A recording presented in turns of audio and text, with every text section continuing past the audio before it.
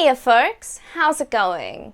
My name is Lexi and I really love tabletop role-playing games. So much so that I sit down and review one here once a week, every week, at the gaming table. If that sounds interesting to you, I encourage you to press subscribe and keep watching today's video. I appreciate all the interaction that you folks do with these videos. It just helps more people find us at the gaming table. If you'd like a small thank you and to really help us out at the gaming table, you can donate to the channel using the link in my description box to my Ko-Fi page. This has been really helpful to me, especially for episodes like today. Sometimes when I'm approached to do a review, the creators can only send me a digital copy. In these cases, I get the games printed and bound so I can work off a physical copy. I tend to find I do so much better with a physical copy of a game versus digital. The donations to my Ko-Fi page actually really do help me make this happen. Depending on the game, it can be quite expensive to get a full color copy of a game printed and bound. So I want to thank everyone again who has donated to my channel. Without you, today's episode simply wouldn't have been possible. I also want to thank Piranha Squirrel Productions for reaching out to me with a game for me to review. I really love being sent games to review. I mean, not only does it give me a game to review and enjoy, but it can often mean I get to review a game that might not have come across my radar otherwise. If you have made a game and you want to see it on the gaming table, you can reach out to me using the email address in my description box. I will be upfront now and say that sometimes it does take me a while to get around to replying to all my emails, and sometimes it is a couple of months at least before I get to review a game from when I receive it. I'm just really lucky that lots of people want me to review their games. But please feel free to reach out. I would at least love to hear about what people have been making. So let's start the review. From Piranha Squirrel Productions, this is Along the Leyline, the player's reference and the referee's toolkit. This is a game about defeating monsters and saving the day. This game is inspired by the old school revival movement in tabletop role-playing games. Unlike a lot of other games though, the player characters in this game can just be straightforward heroes. In a lot of current OSR games, it's a lot more common in my experience for your characters to be morally grey and perhaps even be villains, but this is a game where your characters can save the day. The setting and backdrop elements in this game are pretty light. You don't get a lot of detail about where the game potentially takes place.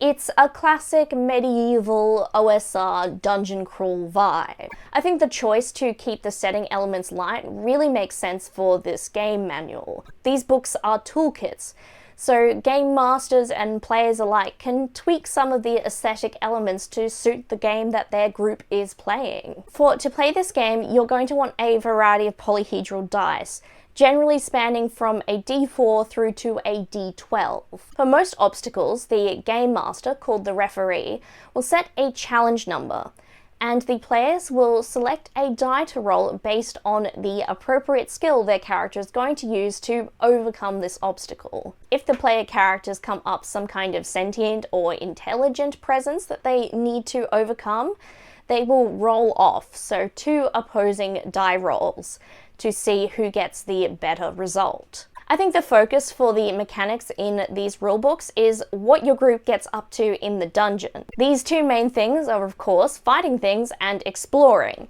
These two modes are broken down into having different turn modes. There's a procedure for if your characters are fighting something in the dungeon versus if they are not in combat and exploring something. This choice to have both exploration and fighting be set in a turn structure makes the time feel really tight and budgeted in Along the Leyline. Every moment your characters spend in the dungeon is something that the players are going to strategize and think about. I think this really helps the group feel the passage of time in the dungeon. Outside of a dungeon, there are adventure actions and downtime actions that your characters can take. The time in these is a little less budgeted, and it doesn't have necessarily a strict turn order.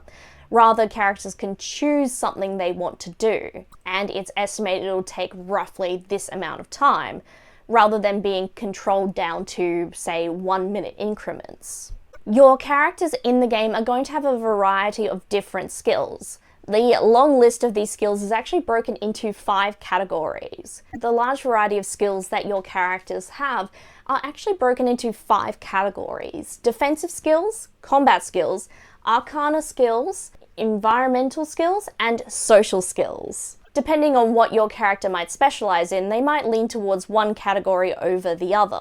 Something I really liked about the game is the cool variety of weapons and spells that Something I really liked was the variety of weapons and spells that I got to just sort of have a flick through. There's also different spell elements in the games, so not only could your characters potentially cast spells from the pre-made list, they might also be able to create new spells and innovate on different ideas. To make a character in this game, you can go through a quick character creation process if you're just keen to start playing, or you can take the slower route, which gives you a more layered approach to creating your character.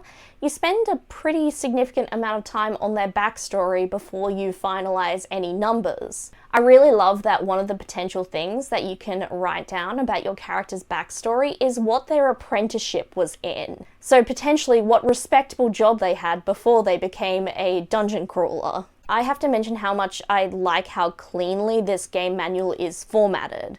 I know that is kind of a minor detail, but it's something that I find really helps when I'm running and playing a game.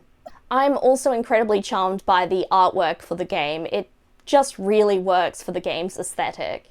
The player guide is pretty light. It's a smaller book in comparison to the referee's toolkit, and I think it has everything you would need to play the game. I think if you're running the game, you are going to want that referee toolkit. It's just got a couple of interesting toys for you to play with. I know personally I wouldn't want to run my game without it. I think if you're looking for a game where the action and combat is really dynamic, then Along the Leyline's going to be a great time. The mechanics really make you buy in on the action of the story, and that what your characters do in the dungeon can really matter down to the minute.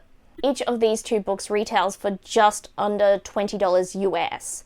I can see that you can also get a PDF version from DriveThruRPG for $5. There is also a quick start available for the game as well if you wanted to get a taste before committing to the 2 books. If you think this game is for you, then I highly encourage you to check out Piranha Squirrel's DriveThruRPG page. There's so much that has been made for Along the Leyline. There's expansions to the mechanics, so you can perhaps change and move your game in a different direction, a bestiary, lots of different pre-written adventures, and just a whole bunch of really cool maps for you to play and use in your game. I can see that a lot of love has been put into this game, not only in the base game, but in expanding what is going to be available, and I hope there's more in the future. So those are my thoughts about Along the Leyline. What do you think? Is this your sort of thing? Let me know your thoughts in the comments section down below. While you're there, I encourage you to like this video and perhaps even share it with a friend who might find it interesting. If you want to keep up with the gaming table, please subscribe and turn on notifications. That way YouTube will tell you when I'm next uploading. I really appreciate you all interacting and discussing my videos in the comments down below. It brings more people to the gaming table and hopefully to role-playing games they might not have heard of before. I want to thank everyone who has donated to my channel in the past, because today's episode would not have been possible without you. If you would like to donate to the channel, you can do so via the link to my Ko-Fi page in the description box below. I put a quick little thank you at the end of my video for people who donated in the previous month. I want to thank Piranha Squirrel Productions again for getting me a copy of Along the Leyline. If you yourself have made a game and you want to see it on the gaming table, please feel free to send me an email using the email address in my description box below. I want to thank you all again for watching and discussing Along the Leyline with me. I hope you're all well, and I look forward to seeing you next time at the gaming table. Bye!